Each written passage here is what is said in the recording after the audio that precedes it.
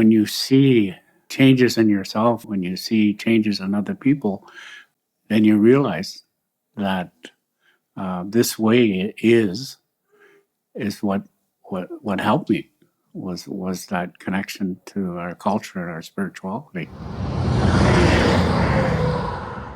Indigenous Medicine Stories. We're here at the White Buffalo Road Healing Lodge. Can you introduce yourself to the listeners and introduce your home community as well?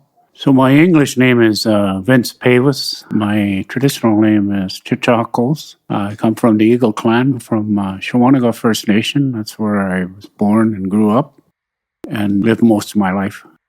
You're known in the area to be knowledgeable about, and whatever the word is, Indigenous knowledge, Anishinaabe, Kandasoin, or traditional healing.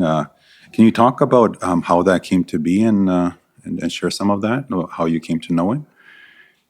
I guess when I was young, I was being taught by these elders, how to harvest, how to pick medicines, and not really know that that it is a gift to be able to do that. We met each other in the bush, and you were moose hunting, and I was moose hunting, and we're in an area where moose hunting is important to the people here. Can you talk a little bit about hunting and what that means to you? That's how the old people taught us, what they taught us to do. Mm-hmm. They taught us how to survive when we were young, as young people. The elder gave me one bullet. Looked at him and I said, why only one bullet? And he said, you only need one animal to feed the people. That was a teaching in itself. Once the animal was cut up, it was given out in the community. That's how I was raised to provide for people. So in order to survive, we have to teach those young ones how to harvest, how to provide for the community. Mm-hmm. So you've had a chance to live on the land, to grow up on the land. What's that like for those, if you could describe what that's like for those who've never had that experience? That connection to the land is very important because we are connected to the land, the animals, the water, the air, and the fire. And those key elements, what has helped me to become who I am today. One day the leadership came to me, the chief of the community came to me and he asked me about becoming a police officer. Some of the investigations I did as a police officer, I didn't know how to cope with. I had a hard time dealing with when people were killed in car accidents and suicides, and I started to use alcohol to numb the pain. I had elders that helped me. Some of my teachers were from Manitowoc Island. Some were from across Canada, and they were the ones that helped me the most in my recovery.